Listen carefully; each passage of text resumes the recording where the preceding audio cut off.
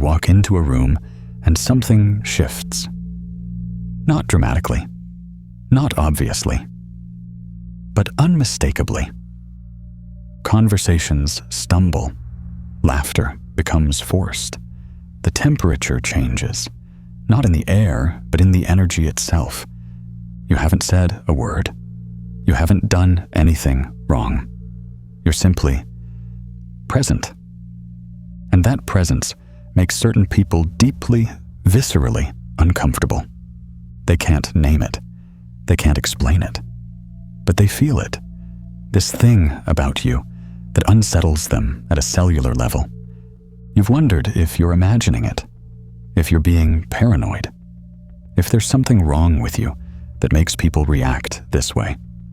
Maybe you've started second-guessing yourself, shrinking, apologizing for existing in your full power. Maybe you've noticed how certain people seem to target you, how they probe for weaknesses, how they try to diminish you with subtle comments, how they seem threatened by your very existence. But what if I told you there's nothing wrong with you at all? What if this discomfort others feel isn't a flaw, but a sign of something rare and powerful emanating from within you?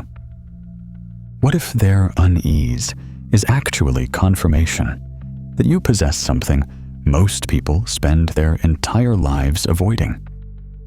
Tonight, I'm going to decode the invisible force field you're generating, the one that makes weak people squirm in your presence. This isn't about arrogance or superiority. This isn't about being better than anyone. This is about what Carl Jung called individuation, the process of becoming psychologically whole. And when you achieve even a fraction of this wholeness, you begin radiating something that terrifies those still fractured. Jung understood what most refuse to see. The privilege of a lifetime is to become who you truly are. But here's what he didn't explicitly say. When you become who you truly are, you become unbearable to those who are still performing. Your authenticity becomes a mirror. Your peace becomes an accusation. Your self-possession becomes a threat. You emit what I call the sovereign aura, the energetic signature of someone who has faced their shadow, integrated their parts, and no longer needs external validation to exist. And this aura? It's kryptonite to the psychologically weak, because while they're busy maintaining masks, you're living without one. While they're desperately seeking approval, you've found your own. While they're at war with themselves, you've negotiated peace. Jung warned us, until you make the unconscious conscious, it will direct your life, and you will call it fate. But you've made the unconscious conscious. You've taken the reins of your own psyche. And that terrifies those still being driven by forces they refuse to acknowledge. To understand why your presence disturbs certain people, we must first understand what Jung meant by psychological weakness. The weak aren't those who cry, they're those who manipulate. The weak aren't those who fail, they're those who blame. The weak aren't those who struggle, they're those who refuse to look within. Jung wrote, "Everything that irritates us about others can lead us to an understanding of ourselves." But the psychologically weak invert this principle. Instead of using irritation as a doorway to self-knowledge, they use it as ammunition for projection. They live in what I call the fragmented state. Their persona, the mask they show the world, is desperately maintained. Constant performance, exhausting vigilance, always worried about how they appear. Their shadow, everything they refuse to acknowledge about themselves, is violently projected onto others. Their anger becomes your aggression. Their neediness becomes your selfishness. Their fear becomes your arrogance. Their ego, fragile and unexamined, requires constant external validation. They need others to fail so they can feel successful. They need others to be wrong so they can feel right. They need others to be small so they can feel big. These people exist in pieces, scattered, unintegrated, at war with themselves. Every interaction is a battlefield. Every conversation is a competition. Every relationship is a transaction. They're not living, they're surviving. And their survival strategy depends on keeping everyone else as fragmented as they are. And then you walk in, whole, integrated, at peace with your contradictions. Your very existence challenges their entire survival strategy.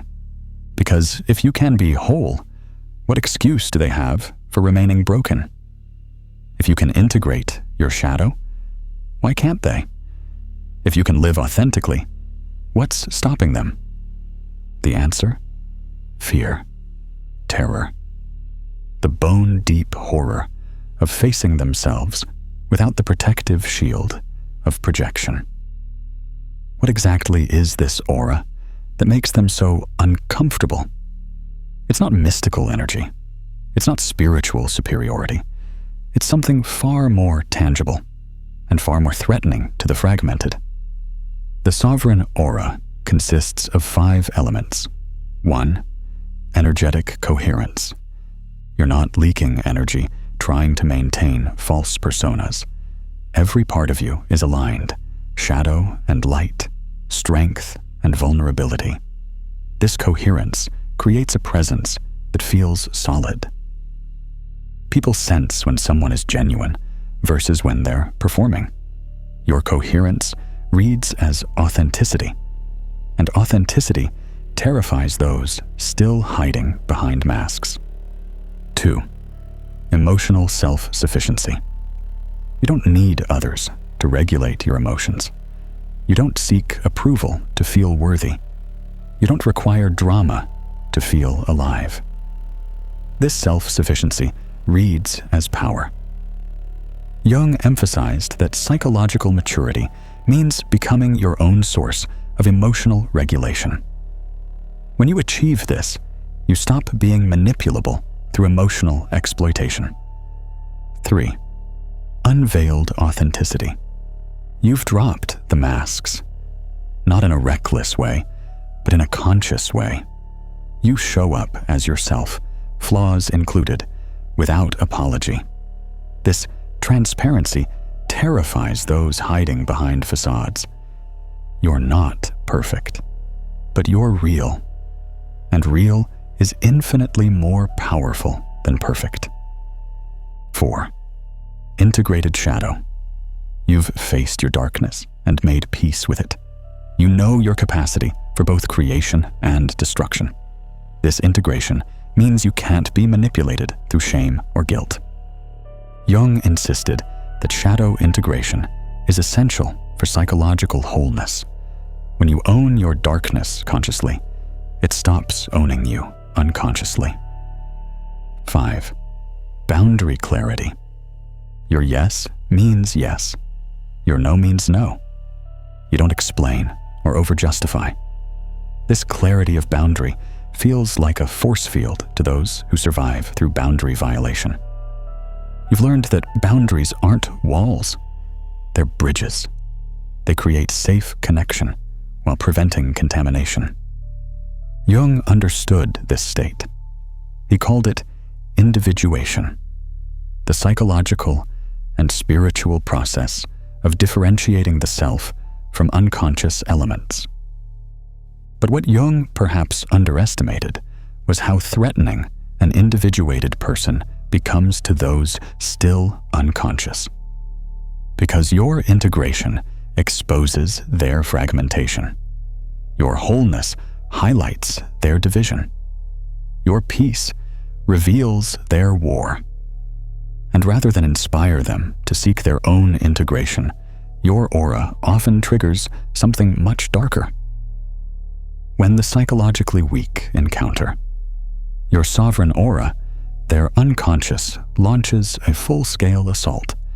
Not physically, not even verbally, always, but energetically, psychologically, subtly. Jung wrote, "The meeting of two personalities is like the contact of two chemical substances. If there's any reaction, both are transformed. But when one person is integrated and the other is fragmented, the reaction is violent. Watch how they respond to your presence. The energy vampires suddenly need your attention, your validation, your emotional labor. They create crisis after crisis, trying to puncture your peace and feed on your reaction. The projectors see in you everything they've disowned in themselves. If you're confident, you're arrogant. If you're peaceful, you're checked out. If you're boundary clear, you're cold. The destabilizers can't stand your stability. They'll create chaos, start arguments, manufacture drama, anything to disturb the still waters of your presence. The invalidators will subtly, or not so subtly, question your choices, your growth, your transformation. You've changed becomes an accusation, not an observation. The diminishers will minimize your achievements, downplay your growth, and remind you of your past failures. They need you small to feel big themselves. But here's the crucial insight. None of this is conscious. They don't wake up thinking, I'm going to attack this person's wholeness today. Their fragmented psyche simply cannot tolerate the frequency of integration. Like a broken radio trying to tune into a clear signal, they experience static, disruption, pain. Your aura doesn't hurt them. It reveals their hurt. Your presence doesn't attack them. It exposes their self-attack. Your wholeness doesn't threaten them. It threatens their investment in remaining broken. Jung observed that most people will do anything to avoid the responsibility of individuation. And when they encounter someone who has taken that responsibility, they're unconscious rebels. Jung's most profound insight about human interaction was the concept of projection. But applied to your sovereign aura, it becomes revolutionary. The most terrifying thing is to accept oneself completely, Jung observed. And here's why your acceptance of yourself terrifies others. When you embody self-acceptance, you become a perfect mirror. Not because you're trying to reflect anything, but because authentic presence naturally reveals inauthenticity in others. The weak see in your stillness their own chaos. They see in your self-sufficiency their own neediness. They see in your boundaries their own invasion patterns. They see in your peace their own war. This mirroring is unbearable for those who've spent their lives avoiding their own reflection. Think about it. Every interaction is an energy exchange. But when you're sovereign, you're not participating in their games. You don't feed their drama with reaction. You don't validate their projections with defense. You don't join their chaos with your own. You don't match their frequency of fragmentation. Instead, you remain steady, centered, whole. And this forces them to sit with their own reflection. They see their manipulation reflected in your authenticity. They see their neediness reflected in your self-sufficiency. They see their performance reflected in your genuineness. No wonder they're uncomfortable. You've become the mirror they've spent their entire lives avoiding. Jung understood that projection is often the psyche's way of avoiding uncomfortable truths about itself. But when you're not participating in the projection game, it forces a confrontation with reality. And reality is what the weak fear most. If you're starting to recognize the power you've been unconsciously wielding, you're ready for what comes next. Subscribe now, because we're about to reveal how to use this knowledge as psychological armor. Here's what nobody tells you about developing this sovereign aura.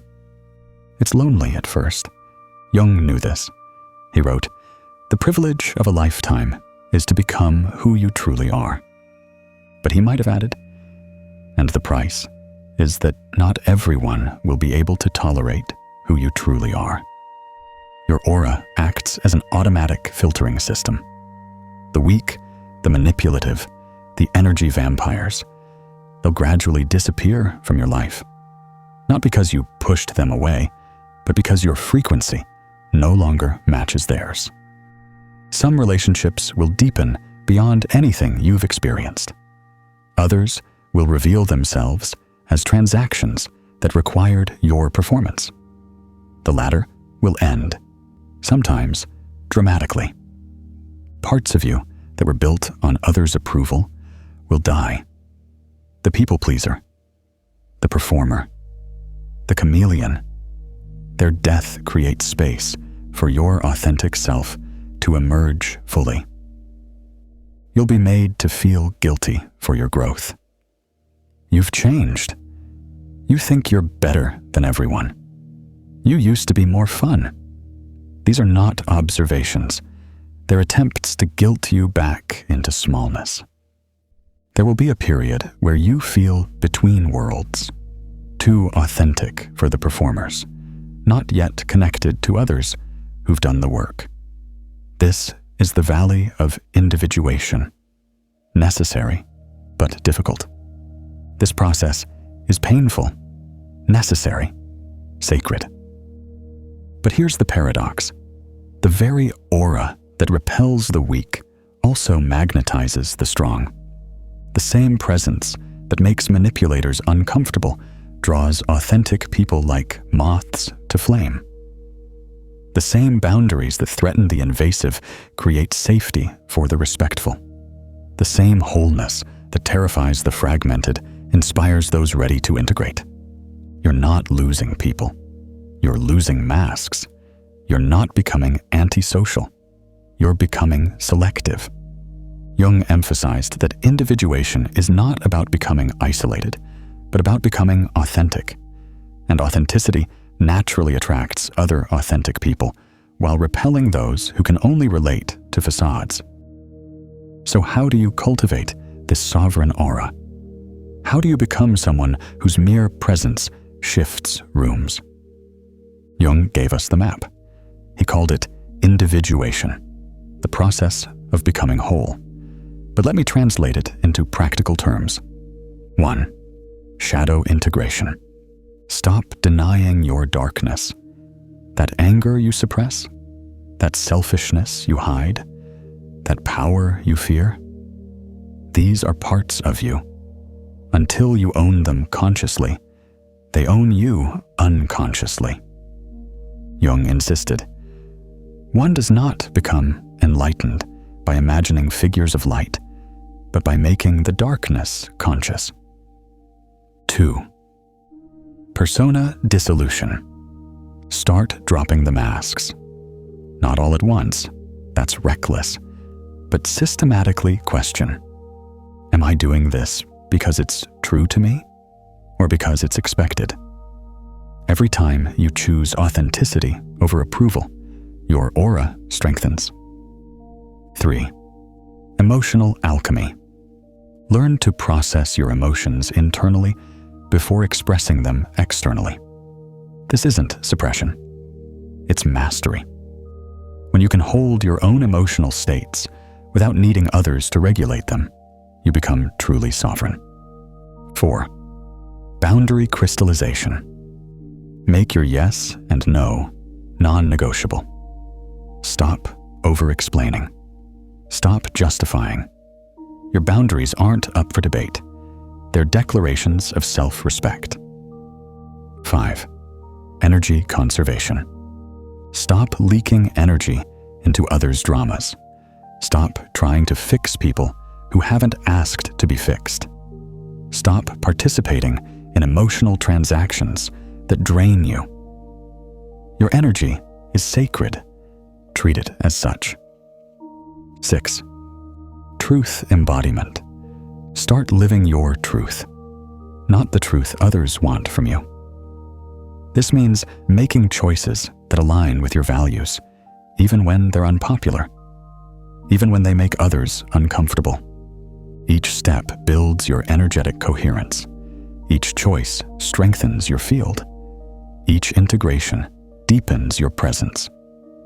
Until one day, you walk into a room and simply by being yourself, truly, authentically, unapologetically yourself, you become unbearable to those still hiding. And that's when you know you've arrived. Feel that recognition? That stirring of something powerful within? You're not alone in this journey. Subscribe now. Join others who are done playing small. Here's what the weak don't want you to understand. Their discomfort with your presence is not your problem to solve. Jung understood that psychological growth often requires making others uncomfortable. Not maliciously, but inevitably. When you refuse to play their manipulation games, they become uncomfortable. When you don't absorb their projections, they become uncomfortable. When you maintain your boundaries despite their pressure, they become uncomfortable.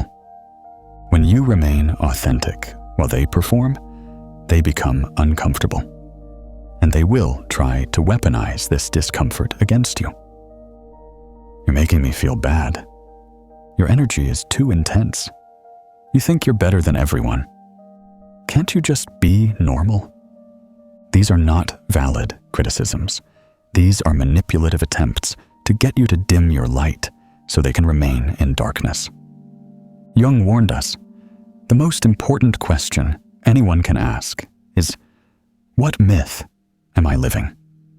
The weak are living the myth that others are responsible for their emotional state, that comfort is more important than growth, that conformity is safer than authenticity. You're living the myth of individuation, that becoming yourself is worth any temporary discomfort it causes others. Your job is not to make weak people comfortable. Your job is to become whole, and wholeness will always be threatening to those who profit from fragmentation. Here's your assignment, should you choose to accept it. Tomorrow, pay attention. Notice who seems uncomfortable in your presence, who shifts nervously when you maintain eye contact, who fills your silences with nervous chatter, who seems threatened by your peace. These are your teachers, not because they're wise, but because they're showing you your power. Every uncomfortable reaction to your presence is confirmation. You're integrating. You're individuating. You're becoming whole. And the weak? They'll always be uncomfortable around the whole. The fragmented will always fear the integrated. The masks will always hate the face. The weak are living the myth of performance, that they must be someone else to be loved. You're living the myth of individuation, that becoming yourself is the greatest adventure. Your aura isn't rare because it's special. It's rare because it's real. In a world of performers, the authentic become outliers. In a culture of masks, the face becomes revolutionary. In a society of fragments, the whole become threats. But you're not here to make the weak comfortable. You're here to become yourself, fully, wholly, unapologetically. And if that makes certain people uncomfortable, good. Their discomfort is not your responsibility. Their fragmentation is not your project. Their weakness is not your limitation. You have one job, to individuate, to integrate, to become. And your sovereign aura? It's not a weapon against others. It's proof of your commitment to yourself. Let them be uncomfortable. You have shadows to integrate. You have masks to dissolve. You have a self to become. And that self, it doesn't need anyone's permission to exist. Jung said it best. Your vision becomes clear when you look into your heart. Who looks outside dreams. Who looks inside awakens. You've awakened, and your awakening makes the sleeping uncomfortable. That's not a bug, it's a feature. Write in the comments, my wholeness is not negotiable. Let's see who's ready to make the weak uncomfortable simply by being real.